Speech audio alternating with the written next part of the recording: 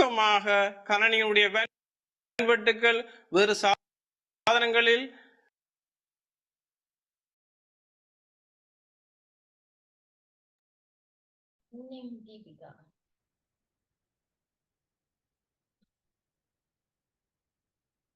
Good evening, Deepika. Miss Karikala கேக்குதா? Miss கேக்குது. சுருக்கமாக சேமிக்கப்படும். Right, okay. நாங்க போன கிளாஸ் பார்த்தோம். சிறப்பியல்புகள் பார்த்து முடிச்சிட்டோம். அடுத்தது கணனியின் பாகுபாடு பார்க்கிறோம். அப்படித்தானே? போன கிளாஸ் நோட்ஸுகள் விளங்கப்படுத்தினதுகள் கிளியர் தானே தீபிகாக்கு? மிஸ் கிளியரா. Right, okay. இன்னைக்கு நாங்க பார்க்க போறது கணனியிட பாகுபாடு. அது எப்படி சொல்லுவோம்னு சொன்னா கிளாசிபிகேஷன் ஆஃப் கம்ப்யூட்டர். ரெண்டு வகைப்படுத்தி இருக்கு. மெயினா ரெண்டு வகைப்படுத்தி இருக்கு. ஒன்று அளவின் அடிப்படையில, அடுத்தது தொழில்நுட்பத்தின் அடிப்படையில. அதை நாங்க இங்கிலீஷ்ல சொல்லுவோம் according to size and according to technology. ஒன்று வந்து அளவு, அடுத்தது தொழில்நுட்பம். அளவின் அடிப்படையில ஒரு 1 2 3 மூன்று விதம் இருக்குது. ஒன்று வந்து மீக்கணனி, அது சூப்பர் கம்ப்யூட்டர் சொல்லுவோம். அடுத்தது பெருமுக கணனி, மெயின் ஃப்ரேம் கம்ப்யூட்டர். சிறு கணனி, மினி கம்ப்யூட்டர். இன்னொன்று நாலாவது அடுத்தது வந்து தனி ஆள் கம்ப்யூட்டர், பர்சனல் கம்ப்யூட்டர்னு சொல்லி. சரியா? அப்ப இத குறிச்சு இது வந்து சைஸ் அடிப்படையா வச்சது. ஏன்னா சைஸ் தெரியும்னா உங்களுக்கு முதல் சூப்பர் கம்ப்யூட்டர் எப்படி இருந்துச்சு? எங்கட கணனி சூப்பர் கம்ப்யூட்டர் பெரிதா இருந்துச்சு. ஏன்னா அடுத்தது மெயின் ஃப்ரேம், அந்த குட்டி டிவி மாதிரி. அடுத்தது மினி கம்ப்யூட்டர்ஸ் வந்தது. அடுத்ததுதான் நுண்கணனி, அடுத்தது பர்சனல் சொல்லி சொல்றோம். அடுத்தது டெக்னாலஜி சம்பந்தமா, டெக்னாலஜி அடிப்படையா வச்சு ஒத்திசை கணனி என்று சொல்லி நம்ம தமிழ்ல ஒத்திசை கணனி, அனலாக் கம்ப்யூட்டர்ஸ். அடுத்தது இலக்க முறை கணனி, டிஜிட்டல் கம்ப்யூட்டர். அடுத்தது கலப்பின கணனி, ஹைபிரிட் கம்ப்யூட்டர். அப்ப இது ஒரு நோட் பண்ணி கொள்ளுறீங்களா தீபிகா? Okay miss. நீங்க இது ஸ்கூல்ல எழுதி இருக்கிறீங்களே? எழுதிருக்கோம். எழுதி இருக்கீங்க. அப்ப இது தேவையில்லை தானே? சரி மிஸ். இது உங்களுக்கு மோர் இன்ஃபர்மேஷன் இதுல எதுவும் இருக்குதா? உங்களோட நோட்ஸ்ல இல்லாததா இருக்குதா? இல்ல மிஸ். நோட்ஸ்ல இருக்கிறது தானே? Right, okay. அப்ப சார் அந்த லெக்சரிங் ஒர்க்கா கேளுங்க, டீச்சிங் ஒர்க்கா கேளுங்கவா என்ன சொல்றாரு. முதலாவது சூப்பர் கம்ப்யூட்டர். சூப்பர் கம்ப்யூட்டர் நாங்கள் பார்ப்போமானால் மிகப்பெரிய அளவிலான அளவில் மிகப்பெரிய கணனிகளை நாங்கள் மீக்கணனிகள் என்று சொல்லுவோம் சூப்பர் கம்ப்யூட்டர். இரண்டாவதாக நாங்கள் சொல்ல போறோம் பெருமுக கணனிகள். இரண்டாவதாக பெருமுக கணனி, மெயின் ஃப்ரேம் கம்ப்யூட்டர்னு சொல்ல போறோம். மூன்றாவதாக சிறு கணனிகள், மினி கம்ப்யூட்டர்னு சொல்ல போறோம்.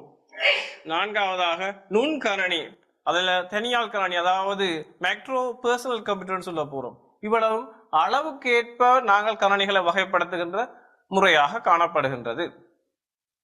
அடுத்தபடியாக தொழில்நுட்பத்துக்கு ஏற்ப வகைப்படுத்துகின்ற போது கணனியில் நாங்கள் பயன்படுத்துகின்ற தொழில்நுட்பத்துக்கு ஏற்ப நாங்கள் 3 முறையில் வகைப்படுத்துறோம்.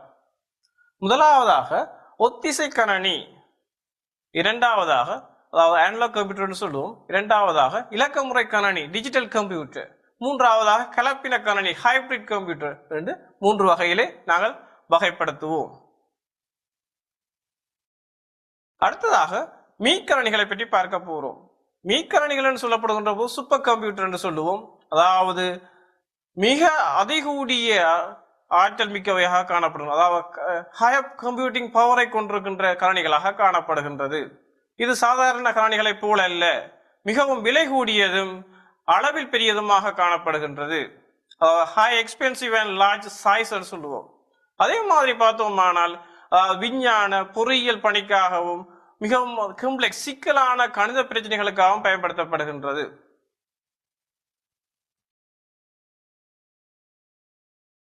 இங்கே ஒரு கணினியை பார்க்கின்றோம், அதாவது கிரே 1 என்று சொல்லப்படுகின்ற சூப்பர் கம்ப்யூட்டர். இது சூப்பர் கம்ப்யூட்டர். இதனுடைய அளவை நாங்கள் பார்க்கலாம், அதாவது 6 ஃபீட் ஹைட்டாகவும் அதாவது 7 ஃபீட் டயமீட்டராகவும் காணப்படுகின்றது. இது ஒரு 1976ஆம் ஆண்டு அறிமுகப்படுத்தப்பட்ட ஒரு மிகச்சிறந்த ஒரு சூப்பர் கம்ப்யூட்டர். இதனுடைய அளவை பாருங்கள். அடுத்ததாக IBM உடைய ப்ளூ ஜெயின் சொல்லப்படுகின்ற கணினி காணப்படுகின்றது பாருங்கள். இதிலே 1,64,000 ப்ராசஸர், அதாவது சாதாரண கணினிகள் காணப்படுற ப்ராசஸரை விட இங்கே 1,64,000 ப்ராசஸர் இங்கே பயன்படுத்தப்படுகின்றது. இந்த கணினிகள் ரேக்ஸாக காணப்படுகின்றது, அதாவது 40 ரேக்ஸ் அல்லது கபினெட் என்று சொல்லுவோம். இவ்வாறு காணப்படுகின்ற கணினிகள்லாம் மீக்கணினிகள் சூப்பர் கம்ப்யூட்டர்னு சொல்ல போறோம். இவை சாதாரண பயன்பாட்டுக்காக பயன்படுத்தப்படுவதில்லை, ஒரு குறிப்பிட்ட ஒரு விசேட தேவைகளுக்காக, அதாவது ஸ்பெஷல் பர்பஸ், குறிப்பிட்ட தேவைகளுக்கு விசேடமாக வடிவமைக்கப்பட்ட கணினிகளாக காணப்படுகின்றது. இங்கே நாங்கள் பார்க்கின்றோம் நாசாவினுடைய குவாண்டம் சூப்பர் கம்ப்யூட்டரை பற்றி பார்க்கிறோம். அதாவது நாசா நிறுவனத்திலே ஆராய்ச்சிகளுக்காக பயன்படுத்தப்படுகின்ற சூப்பர் மீக்கணினியாக இது காணப்படுகின்றது. ஏராளமான கபினெட் சொல்லப்படுகின்ற கூடியதாக காணப்படுகின்றது. மிகவும் வினைத்திறன் வாய்ந்த கணினிகள், மிகவும் விலை கூடிய கணினிகள். அடுத்ததாக பாருங்க சூப்பர் கம்ப்யூட்டர் கூகுள் நிறுவனத்தினுடைய ஒரு சூப்பர் கம்ப்யூட்டர் ஒன்று காட்சிப்படுத்தப்படுகின்றது. இதிலே 7,70,000 ப்ராசஸர் இங்கே பயன்படுத்தப்படுகின்றதாக சொல்லப்படுகின்றது. அதாவது கூகுள் நிறுவனத்தினுடைய சேவைகள் ஏராளம். அதிலே நாங்கள் சொல்லலாம் கூகுள் டிரைவ், ஜிமெயில், இப்படி பல்வேறு சேவைகளை சொல்லலாம். அங்கே நாங்கள் பயன்படுத்துகின்ற கணினிகள் மிகவும் விலை கூடியது, வினைத்திறன் வாய்ந்த கணினிகளாக காணப்படும். இது ஒரு மீக்கணினியாக காணப்படுகின்றது. அடுத்தது நாங்க பார்ப்போமானால் பெருமுக ரைட். முதல் பார்த்தது வழங்கிட்டா தீபிகா, மீக்கணனி பெரிய கணனி. அது எங்கெங்க நாங்க பயன்படுத்துறோம்ன்றது விளங்குதா? கடைசியா நீங்க பார்த்தது விளங்கி இருக்கு நினைக்கிறேன். அந்த கூகுள் கம்பெனி பெரிய அளவிலான ஒரு வேலையை செய்யறதுக்கு பயன்படுத்துதான் அந்த மீக்கணனின்னு சொல்லுவோம். அது அந்த ஹை பவர்ஃபுல்லானதா இருக்கும். அண்ட் அதோட பெறுமதியும் அதிகமாக இருக்கும். அது எங்கெங்க நாங்க பயன்படுத்தலாம்? 2 உங்களுக்கு தெரிஞ்ச இடம் பார்த்தீங்க. நாசா விண்வெளி அவங்க பயன்படுத்துற ஒரு கம்ப்யூட்டரும், அடுத்தது கூகுள் எல்லா வேலையிலும் எங்களை ஜெனரேட் பண்ணி கொண்டிருக்கிறதே கூகுள் தானே. அவங்க கம்பெனியில பயன்படுத்துற கம்ப்யூட்டரே நாங்க பார்த்தோம். அது எவ்வளவு ஃபீட்டா இருக்குது, எவ்வளவு அகலம் எல்லாம் இருக்குது. தீபிகா, இது உங்களுக்கு யூஸ்ஃபுல்லா இருக்கும் தானே? ரைட். அப்ப ஒரு நோட் பண்ணிக்கொள்ளுங்கடா. முதலாவது ஹெடிங் போடுங்க, மீக்கணனிகள் சொல்லி போடுங்க. மீக்கணனிகள் ஹெடிங் ஒன்று போடுங்க. மீக்கணனிகள் சூப்பர் கம்ப்யூட்டர்ஸ் சொல்லி பிராக்கெட்டுக்கு போட்டு வச்சுக்கணும். இதுகளுக்கு கொஞ்சம் நீங்க சின்ன சின்ன வேர்டுகளுக்கு இங்கிலீஷ் வேர்டு எழுதி கொண்டீங்கன்னா சிக்கா உங்களுக்கு அந்த விளங்கிக்கொள்ள லேசா இருக்குப்பாம்மா. சரியா?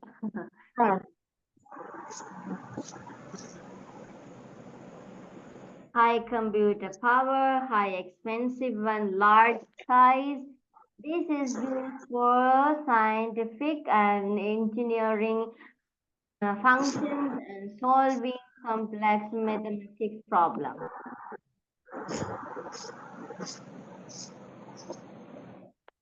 கணனிகள் அதி உயர் ஆற்றல் மிக்கவை. கம்ப்யூட்டர் பவர், ஹை பவர், அதி உயர் ஆற்றல் மிக்கவை. அடுத்தது எக்ஸ்பென்சிவ் ஆனவை, அது விலை கூடினது அண்ட் பெரிய லார்ஜா இருக்கும், பெரிதா இருக்கும். அடுத்தது விஞ்ஞான பொறியியல் பணிகளுக்காகவும் சிக்கலான கணித பிரச்சனைகளுக்காகவும் பயன்படுத்தப்படும். இதையும் நோட் பண்ணிக்கொள்ளுங்க, 3 விஷயத்தையும் நோட் பண்ணிக்கொள்ளுங்க. மீக்கணனிகளுடைய இயல்புகள், இல்லாட்டி மீக்கணனி என்று சொன்னா என்னன்னு கேட்டா 3 விஷயத்தையும் எழுதி போட்டு இந்த முறைகளை செய்வதற்கு பயன்படுத்தப்படும் கணனிகள் மீக்கணனிகள் எனப்படும்.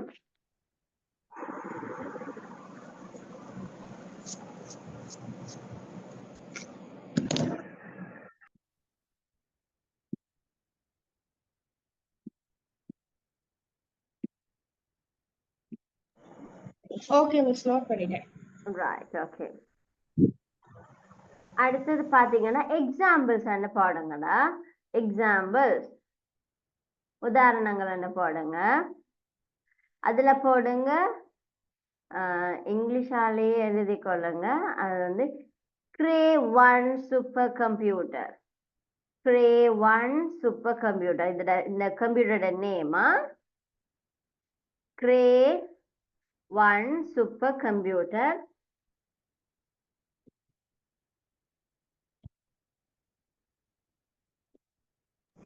Okay, miss. இது வந்து 1976ஆம் ஆண்டு கண்டுபிடிக்கப்பட்டது. சரி. 1976ஆம் ஆண்டு கண்டுபிடிக்கப்பட்டது. 1.8 by 2.1 meters. அதோட என்ன சொல்றது, அகலம், சுற்றளவு meters. அடுத்த ஒரு பாயிண்ட் எழுதி கொள்ளுங்க. 6 அடி உயரம், 6 feet height, 6 அடி உயரம்,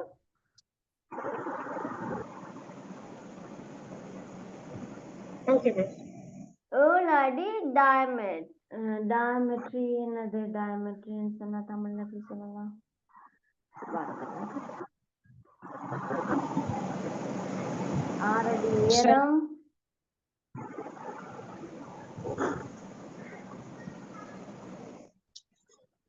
விட்டம், விட்டம், டயமெட்ரி விட்டம், சுற்றளவு 7 அடி சுற்றளவை கொண்டது.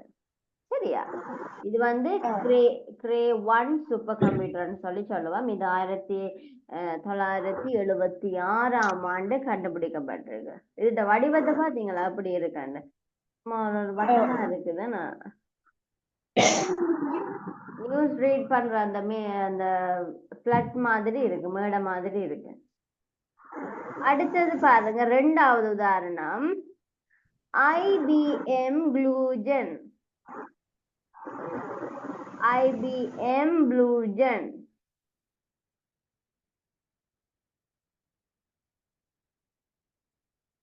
IBM Bluegen computer.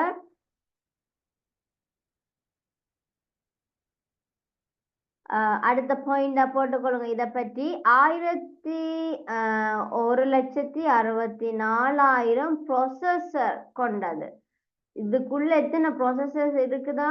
1,64,000 ப்ரொசஸர். நாங்க பயன்படுத்துற ஒரு கம்ப்யூட்டர்ல எத்தனை ப்ராசஸ் இருக்கு? Processor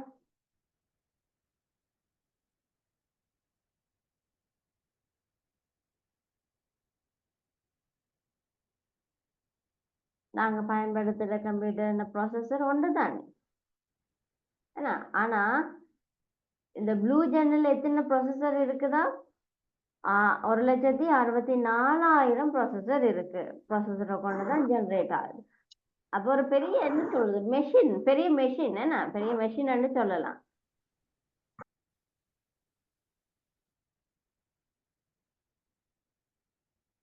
right, okay. இதை பற்றி இது போதும் உங்களுக்கு.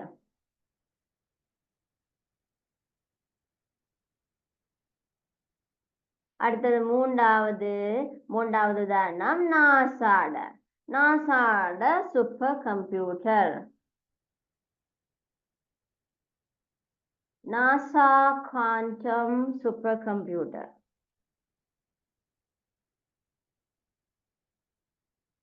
நாசாட மூன்றாவது. இதற்கு உதாரணம் தர சொன்னா இதுகளை எழுதலாம் தீபிகா. Okay, miss.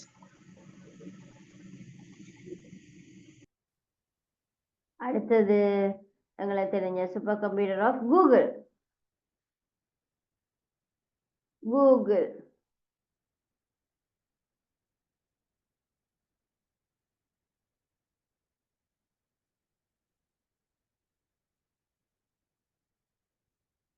எத்தனை கோர்ஸ் இருக்குதாம்? கோர்ஸ் எப்படி தமிழ்ல சொல்லுவோம்? சுருக்குகள்னு போட்டிருக்கப்போ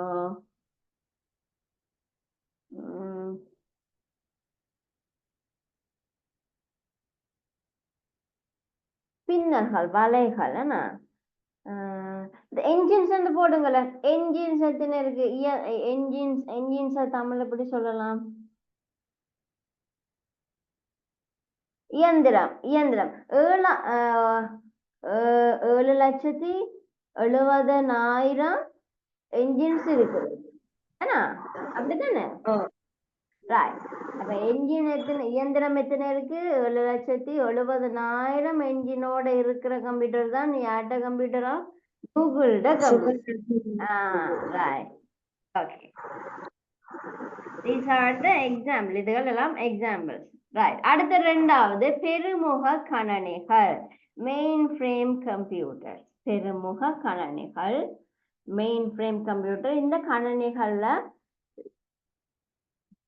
இப்ப வந்து முதல் நாங்க பார்த்தோம் மீ கணனியிலும் பார்க்க விலை, வேகம், ஆற்றல் எல்லாம் குறைந்தவை. சரியா? அடுத்தது பல பயனர்களினால் ஒரு கணனியுடன் இணைந்து தரவு மற்றும் தகவல்களை சேமித்தல், பரிமாறிக்கொள்ள பயன்படும். நாங்க முதல் பார்த்தது பாத்தீங்கன்னு சொன்னா Deepika, Google computer, super computer. அது என்ன செய்யும்? அதுல வந்து நீங்க இன்னொரு ஆளோட தொடர்பு வைத்துக் கொள்ள முடியாது. அது வந்து ப்ரோக்ராம் பண்ணப்பட்டு இருக்கிறது. சரியா? அது வந்து ஒவ்வொரு செயல்பாடுகளுக்காகவும் ப்ரோக்ராம் பண்ணப்பட்டு இருக்குது. அதுல வந்து இன்னொரு கம்ப்யூட்டரோட தொடர்பு கொள்றதுக்கு முடியாது. சரியா? அது வந்து ஒரு என்ஜின் தானே, ஒரு இயந்திரம், பெரிய இயந்திரம். அதை நாங்க கம்ப்யூட்டரோட சொல்றோம். கம்ப்யூட்டர் மீன்ஸ் எல்லா செயல்பாடுகளையும் செய்யத்தக்க வலிமை கொண்டதுதான் கம்ப்யூட்டர். அது வந்து பெரிய அளவில் இருக்குது. ஒவ்வொரு ப்ரோக்ராம் செய்யறதுக்கும் ஒவ்வொரு பகுதிகள் இருக்கும். அதிலேயே அது வந்து இன்னொரு கம்ப்யூட்டரோட தொடர்பு கொள்ளவோ தகவல்களை பரிமாறிக்கொள்ளவோ முடியாது. ஆனா இந்த மெயின் ஃப்ரேம் கம்ப்யூட்டர், பெருமுக கணனி, அடுத்த பகுதியில இருக்கிற அடுத்த வகை பெருமுக கணனி வந்து அப்படி இல்லை. அது வந்து வேகமா இருக்கலாம், ஆற்றல் அது முதல் மீக்கணனியை விட குறைவா இருந்தாலும். ஆனா இந்த கணனில நாங்க என்ன செய்யலாம்?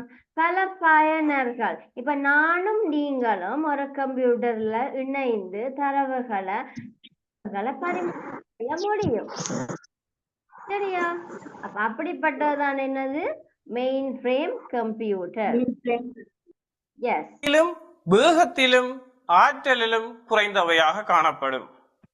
மீக்கணிகளை விட அளவிலும் வேகத்திலும் ஆற்றலிலும் விலையிலும் குறைந்தவையாக காணப்படும். அதாவது computers relatively less computing power and less expensive than super computer. அதற்காக நாங்கள் இதை சிறிய அளவிலான கணனி என்று குறிப்பிட முடியாது. மீக்கணிகளை விட சிறிய அளவிலான கணினிகளாக காணப்படுகின்றது. அதாவது இதனுடைய பிரதானமான பயன்பாடு என்னென்றால், பல பயனர்களினால் ஒரு கணனியுடன் இணைந்து தரவு மற்றும் தகவல்களை சேமித்தல், பரிமாற்றிக்கொள்ளல் இவ்வாறான செயற்பாட்டிற்காக பயன்படுத்தப்படுகின்றது. அதாவது டெர்மினல்ஸ் சொல்லுகின்ற போது முடிவிடங்கள். பல பயனர்களினால் குறிப்பிட்ட ஒரு கணனியுடன் இணைந்து தகவல்களை சேமிக்கிறது, பரிமாற்றிக்கொள்றது இவ்வாறான செயற்பாட்டிற்கு நாங்கள் பெருமுக கணனிகளை பயன்படுத்துகின்றோம். அதாவது பார்த்தோமானால் ஏராளமான பயனர்கள் இணைந்து செயற்படக்கூடியதாக காணப்படுகின்றது. பெருமுக கணனியினுடைய அமைப்பை பார்ப்போமானால், அதாவது மெயின் ஃப்ரேம் கம்ப்யூட்டருடைய டிசைனை, இந்த மெயின் ஃப்ரேம் கம்ப்யூட்டர் இந்த பகுதியிலான இதைத்தான் நாங்கள் பிரதான சட்ட கணனிகள் சொல்ல போறோம். இந்த இடத்துல தான் நாங்கள் சேமிக்கின்ற தரவுகள், தகவல்கள் எல்லாம் காணப்பட போகின்றது. இதுல இருந்து இங்க டெர்மினல்ஸ், முடிவிடங்கள் சொல்லுவோம், ஏனைய கணனிகள், இதன் ஊடாக இந்த பிரதான சட்ட கணனிகளை நாங்கள் தொடர்புகின்றோம். அப்ப இந்த மெயின் ஃப்ரேம் கம்ப்யூட்டர் ஏராளமான பயனர்கள் அக்சஸ் பண்ணக்கூடிய மாதிரி, அணுகக்கூடியவாறு ஆற்றலை, திறனை கொண்டிருக்கின்றது.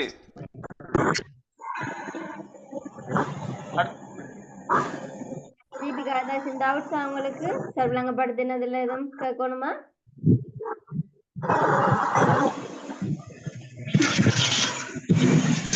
தீபிகா? மிஸ் இல்ல மிஸ் விளங்குது தானே? என்ன அது இப்ப இதுல படம் பாத்தீங்க தானே, இதுல படம் இதான் மெயின் ஃப்ரேம்னு சொல்ற அந்த கம்ப்யூட்டர். சரியா? இதான் பெரிய கம்ப்யூட்டரா இருக்கும். இதுல இப்போ நானும் நீங்களும் இருக்கிறன்னு வச்சுக்கொள்ளுங்களேன். இப்ப நான் ஒரு ஆனா ஒரே பிளேஸ்ல நாங்க இருப்போம். சரியா? ஒரே பிளேஸ்ல இருந்து கொண்டு நான் ஒரு வேலையை செய்யறேன், அப்ப நீங்க ஒரு வேலையை செய்றீங்க, நீங்க எனக்கு சென்ட் பண்றீங்க, நான் அதை காப்பி பண்ணி அந்த மாதிரி வேலையை செய்து நாங்க எங்க அனுப்புறோம்? Main frame. சரியா? அப்ப நானும் நீங்களும் இன்டராக்ட் பண்ணி நாங்க வேலையை செய்யறதுக்கு இந்த மெயின் ஃப்ரேம் கம்ப்யூட்டர் எங்களுக்கு உதவி செய்யும். அடுத்து அதுலயும் இருந்து நாங்க தகவல்களையும் எடுத்துக்கொள்ள முடியும். சரியா? ஓகேயா? இந்த இது விளக்கமா? மிஸ் நீங்க பேசுறது கொஞ்சம் சத்தமா விளங்கலையா? இதுல இருந்தது விளங்கினது தானே. இதுதான் மெயின் ஃப்ரேம் கம்ப்யூட்டர். இதுல இருந்து கொண்டு எத்தனை கம்ப்யூட்டரும் நாங்க ஜெனரேட் பண்ணி கொள்ள முடியும், நாங்க செயல்படுத்தி கொள்ள முடியும். இப்ப இது நீங்களா இருக்கலாம், இது நானா இருக்கலாம், இது வேற ஒரு ஆளா இருந்தா இந்த மெயின் ஃப்ரேம் கம்ப்யூட்டர்ல இருந்து நாங்களும் தகவல்கள் எடுத்துக்கொள்ளலாம், நாங்கள் கொடுக்கிற தகவல்களையும் இந்த மெயின் ஃப்ரேம்ல சர்வ் பண்ணி கொள்ளலாம். சரியா? இந்த இடத்துல தான் நாங்கள் சேமிக்கின்ற தரவுகள், தகவல்கள் எல்லாம் காணப்பட போகின்றது. இதுல இருந்து இங்க டெர்மினல்ஸ், முடிவிடங்கள் சொல்லுவோம், ஏனைய கணனிகள், இதன் ஊடாக இந்த பிரதான சட்ட கணனிகளை நாங்கள் தொடர்புகின்றோம். அப்ப இந்த மெயின் ஃப்ரேம் கம்ப்யூட்டர் ஏராளமான பயனர்கள் அக்சஸ் பண்ணக்கூடிய மாதிரி, அணுகக்கூடியவாறு ஆற்றலை, திறனை கொண்டிருக்கின்றது. அடுத்ததாக ஐபிஎம் மெயின் ஃப்ரேம் கம்ப்யூட்டர் பாருங்க, செட் சிஸ்டம் சொல்லப்படுகின்ற ஐபிஎம் பிரதான சட்ட கணனி. இதை பார்த்தோம்னா இது கவர்னட் வடிவில் காணப்படும், அதாவது ஒரு பெரிய அளவில் காணப்பட போகின்றது. ஏராளமான பயனர்கள் பயன்படுத்தக்கூடிய வகையில காணப்படும். அடுத்ததாக சிறு கணனிகளை பற்றி பார்க்க போகின்றோம். சிறு ஏராளமான சரி, இந்த பெருமுக கணனிக்குரிய நோட்ஸ் எழுதி கொள்வோமா தீபிகா?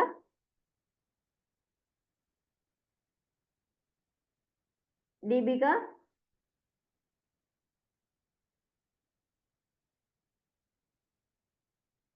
தீபிகா இருக்கிறீங்களா? மிஸ் கதைக்கிறது கேக்குதா?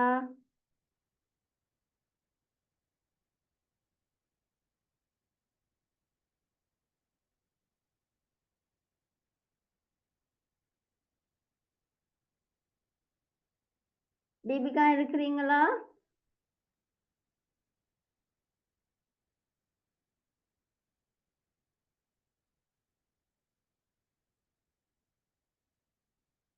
தீபிகாக்கு மிஸ் கதைக்கிறது கேக்குதா?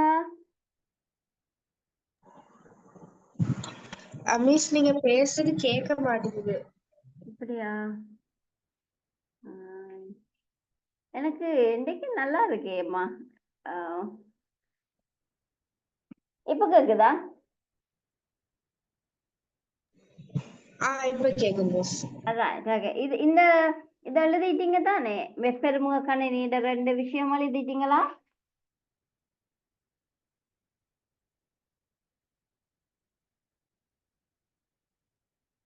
பெருமுக கணனிக்குரிய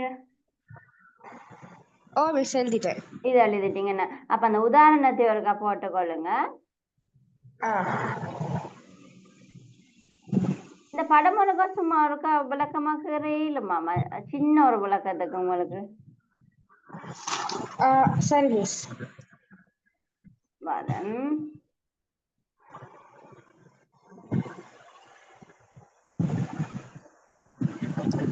இது ஒரு கலை கொள்ளுங்க. இதுதான் மெயின் ஃப்ரேம், பெருசா இருக்கும். அதுல இருந்து டெர்மினல் மற்ற இடங்களுக்கு தகவல்கள் பரிமாறிக்கொள்ளப்படும். இதை மட்டும் கேடுங்க. இந்த ஒரு 3 கம்ப்யூட்டர் மாதிரி கேடிட்டு இது வந்து மெயின் ஃப்ரேம்.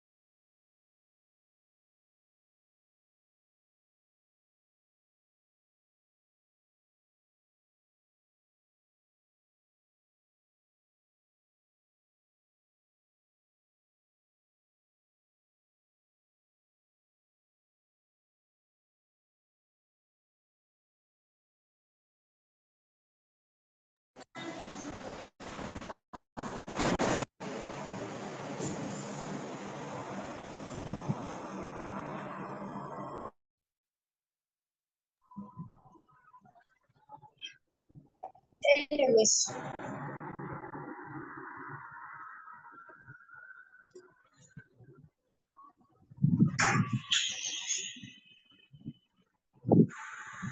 இது வந்து உதாரணம் IBM ஓட மெயின் ஃப்ரேம் சிஸ்டம். ஸோ நீங்க உதாரணம் பண்ண போட்டுட்டு எழுதுங்க IBM மெயின் ஃப்ரேம். எப்படி இருக்கு? ஒரு கேபினட் மாதிரி இருக்குதுன்னு ஒரு என்ன சொல்றது, அலுமாரி என்ன கேபினட் மாதிரி இருக்குது. இது computer IBM main frame, IBM உடைய மெயின் ஃப்ரேம்.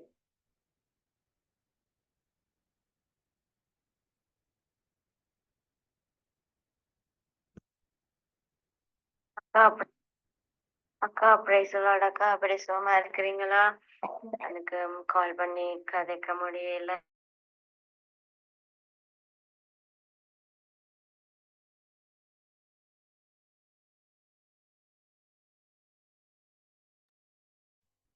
தீபிகாக்கு நெட்வொர்க் ப்ராப்ளம் போல, அப்படியா?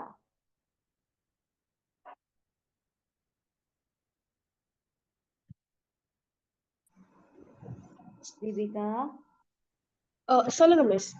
நெட்வொர்க் ப்ராப்ளமா உங்களுக்கு? ஓ மிஸ், இந்த வாக்குல வேலை செய்ய மாட்டேங்குது. அப்படியா? Right, okay okay. இது பாத்தீங்கன்னு சொன்னா IBM மெயின் ஃப்ரேம் வந்து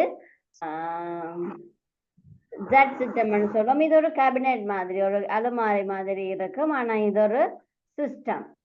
அப்ப இத உதாரணத்துக்கு போட்டுக்கொள்ளுங்க. IBM main frame. அடுத்தது சிறு கணனிகள். 3வது சிறு கணனிகள், மினி கம்ப்யூட்டர். இவை எப்படி இருக்குமெண்டா அங்கன பெருமுக கணனிகளிலும் பார்க்க வேகம், ஆற்றல், விலை எல்லாம் குறைந்தவை. அடுத்தது பொது நோக்க கணனிகள்.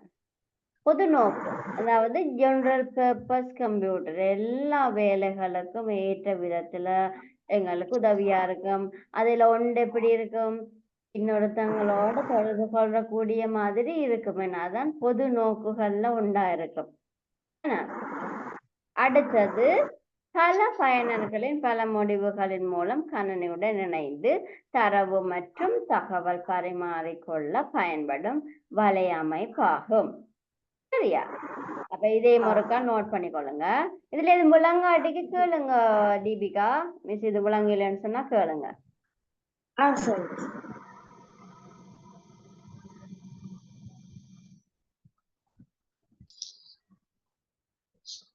தீபிகா எவ்விடம் இருக்கிறீங்கம்மா? என்ன மிஸ்? நீங்க எவ்விடம் இருக்கிறீங்க? நாங்க மோதரை மிஸ். மோதுரை மோதுரை மோதுரை எங்க இருக்கம்மா? மோதுரை மோதரை மட்டக்குழி இருக்கு மிஸ். மாட்டாக்குள்ளியா? ஓ ஓ அதோட அப்படியே வரக்குள்ள ஃபிளக்ஸ் எல்லாம் இருக்கு மிஸ். எஸ் ஃபிளட்ஸ் இருக்கு. ஓ அங்கதான் இருக்கா. அங்க இருக்கு. Right right. நான் வந்து இங்க இருக்கிறேன்னு தெரியுமா? ஓ மிஸ் எஃப்பா சொன்னாங்க கேரவர பிட்டில. எஸ்.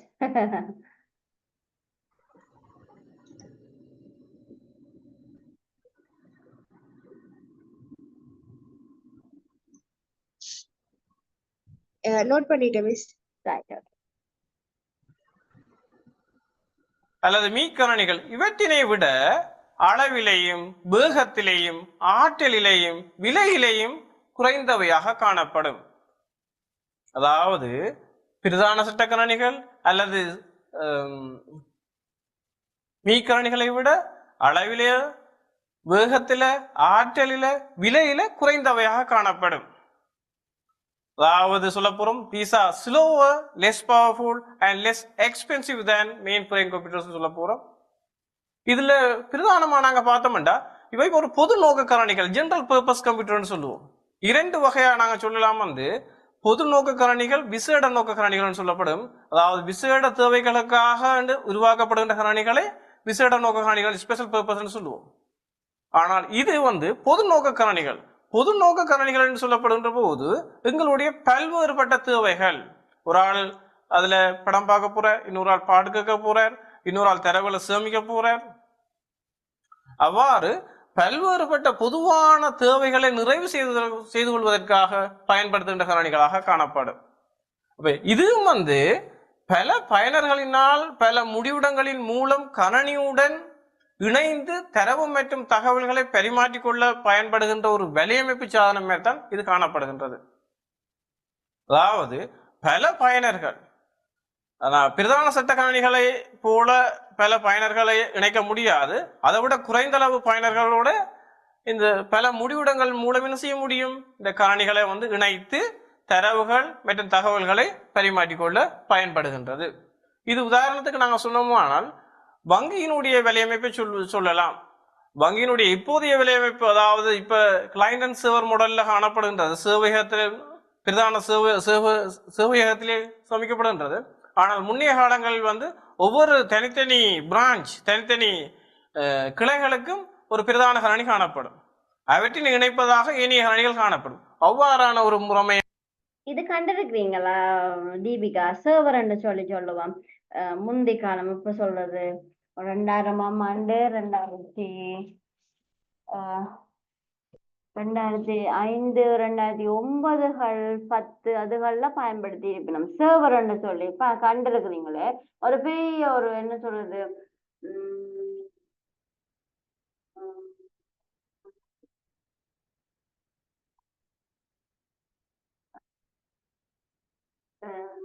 எப்படி சொல்றது, எலக்ட்ரிசிட்டி சேமிக்கிற ஒரு சர்வர் இருக்கு தெரியுமா? அத மாதிரி ஒரு சர்வரோட இருக்கிற கம்ப்யூட்டர் கண்டிருக்கிறீங்களே, பேங்க்ல பார்த்திருக்கிறீங்களே, பெருசா இருக்கும்.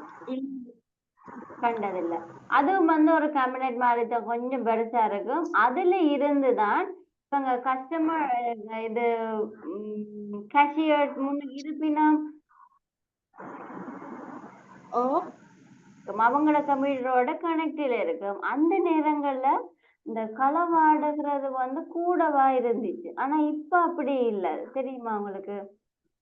பேங்க்ல கொள்ளையடிக்கிறது முந்தி கூடவா இருந்தது. இப்ப வந்து குறைஞ்சிருக்கு. அது ஏன்னு சொன்னா இதனாலதான் எங்களோட கம்ப்யூட்டர் முறை மாறி இருக்குது. அந்த சர்வர்ல இருந்த நேரம் சர்வர்ல இருந்து டேட்டாவை எடுத்துட்டாங்கன்னு சொல்லி சொன்னா முடிஞ்சது கதை. ஆனா இப்ப அப்படி இல்லை தானே, ஒவ்வொரு கம்ப்யூட்டருக்கும் ஒவ்வொரு டேட்டா சேமிக்கிற ப்ரொசஸர் இருக்குது. அதனால இப்ப கொஞ்சம் சிக்கலா இருக்கும் களவாடுறது. ஆனா முந்தி ஒரு சர்வர் தான், ஒரு சர்வர்லயே எல்லா டேட்டாஸும் வந்து சேமிப்பா இருக்கும். அதனால ஹேக் பண்றது லேசா இருந்துச்சு. அது வந்து இதுல பாருங்க, சிலது சார் காட்டுறாரு தெரியல, அதுக்கா பாருங்க. அந்த பேங்க்ல வேற சொல்லேக்குள்ளதான் எனக்கு ஞாபகம் வந்துச்சு. அது வந்து ஒரு என்ன சொல்றது, அகலம் பெருசு இல்ல, இப்போ சின்னதா இருக்கும். அதை சர்வர்ன்னு சொல்லுவோம். கொஞ்சம் அதுலதான் எல்லா தரவுகளும் எங்களுக்கு சேமிப்பாகிறது. கொஞ்ச காலம் கேள்விப்பட்டிருப்பீங்களோ தெரியல, அவங்களோட அக்கௌண்ட் கணக்குகள் வந்து ஹேக் பண்ணி அவங்களோட நம்பர்களுக்கு கால் பண்ணி இப்படி எனக்கு நான் அவங்களே கால் பண்ணுவாங்க. அவங்களே பேங்க்ல என்னது ஹேக்கர்ஸ் வந்து இன்னொரு ஆள் இப்ப எந்த அக்கௌண்ட்ல இருந்து பணத்தை களவாடிட்டு எனக்கே கால் பண்ணி சொல்லுவாங்க, இப்படி நான் உண்ட பணத்தை நான் தான் களவாடி இருக்கிறேன், எனக்கு இவ்வளவு தந்தின்னு சொன்னா உண்ட அக்கௌண்ட திருப்பி நீ பயன்படுத்தலாம். அப்படி கேள்விப்பட்டிருக்கீங்களா? அந்த மாதிரி அதுக்கு என்ன காரணம்னு சொன்னா, ஒரு சர்வர் தான் இருக்கிறார், ஒரு பிரான்ச்சுக்கு ஒரு சர்வர் தான் இருக்கிறார். அப்ப அந்த சர்வரை களவாடிட்டாங்கன்னு சொன்னா, சர்வர்ல இருக்கிற தரவுகளை களவாடிட்டாங்கன்னு சொன்னா அந்த பேங்க்ல இருக்கிற ஃபுல் டீட்டெயில்ஸும் எடுத்துடுவாங்க. சரியா? அதுதான் இந்த மினி கம்ப்யூட்டர்னு சொல்லி இருக்கிறது. இந்த சிறுகாணிகள் காணப்படுகின்றது. இந்த சிறுகணனியினுடைய அமைப்பை பார்ப்போம். மினி கம்ப்யூட்டர்ஸ் உடைய டிசைன், சிறுகணனியுடைய அமைப்பை பார்த்தோமானால் இது வந்து ஒரு ரூமுக்குள்ள இருக்கு. முந்தி பாத்தீங்கன்னு சொன்னா பேங்க்ல ஒரு ரூம் ஒன்று இருக்கும், சர்வர் ரூம்னு சொல்லி சொல்லுவாங்க. அந்த ரூமுக்கு யாரையும் விட மாட்டாங்க, செக்யூரிட்டி போட்டிருக்கும், உள்ளுக்குள்ள வந்து ஏசி போட்டிருக்கும். இந்த ஒரு சர்வர் ரூம்னு சொல்லி சொல்லுவாங்க. அப்ப இதுக்குள்ளதான் இவையே இருப்பினம். இவைய போயிட்டு நீங்க சும்மா படங்கள்ல, இங்கிலீஷ் படங்கள்ல சிலது பார்த்துருப்பீங்க தெரியுமா, அந்த என்ன சொல்றது, நம்பர் போட்டு அந்த திருப்பி அந்த ரூமுக்குள்ள போய் அதுக்குள்ள இருந்து டேட்டாஸ் எடுப்பாங்க, பாத்துருக்கீங்களா? இங்கிலீஷ் படங்கள்ல பாத்திருப்பீங்க. அது அந்த கணினி தான் இந்த கணினி. சரியா? வந்து இந்த சிபியூன்னு சொல்லப்படுகின்ற கம்ப்யூட்டர், இதிலே ஏனைய கணினிகள் தொடர்படுகின்றன, டெர்மினல்ஸ் முடிவிடங்கள் கூடாக தொடர்படுகின்றன. ஆனால் இங்கே வந்து பிரதான சட்ட கணினிகளை விட ஒரு குறைந்த அளவு எண்ணிக்கையிலான கணினிகளைத்தான் இணைப்பு செய்ய முடியும். இங்கே பார்த்தோம்னா 3000 மினி கம்ப்யூட்டர்ஸ் என்று சொல்லப்படுகின்ற இந்த கணினியை காண்கின்றோம். இதிலே இந்த பகுதி பிரதான கணினியாக காணப்படுகிறது. இதிலே இருந்து ஏனைய கணினிகள் வந்து இணைப்பு செய்யப்படுகின்றது. இதிலே இருந்து இந்த ஒவ்வொரு பகுதியும் ஏனைய கணினிகள் இணைப்பு செய்யப்படுகின்றது. பார்க்கலாம். அடுத்ததாக நுண்கணனி அல்லது தனியால் கணனின்னு சொல்லுவோம். அடுத்தது நுண்கணனி அல்லது தனியால் கணனி, மைக்ரோ பர்சனல் கம்ப்யூட்டர். தனியால் பயன்பாட்டிற்கு பயன்படுத்தப்படுறது எங்கள்ட இப்ப இருக்கிறது லேப்டாப்பா இருக்கலாம், மினி கம்ப்யூட்டர்ஸா இருக்கலாம், எது வந்தாலும். அடுத்தது அதுல விலை, அளவு, கொள்திறன், வேகம், மின்னுகர்வு என்பன குறைவாக காணப்படும். யாரோட புடைக்கல? முன்னுக்கு இருக்கிற 3 விஷயத்தோட புடைக்கல. less expensive, small size, small capacity, less speed and less power consumed. சரியா? அப்ப இது வந்து இப்ப எங்கட ஜெனரேஷனுக்குரிய நுண்கணனி அல்லது தனியால் கணனி. அப்ப இது 4வதையும் எழுதி கொள்ளுங்கடா.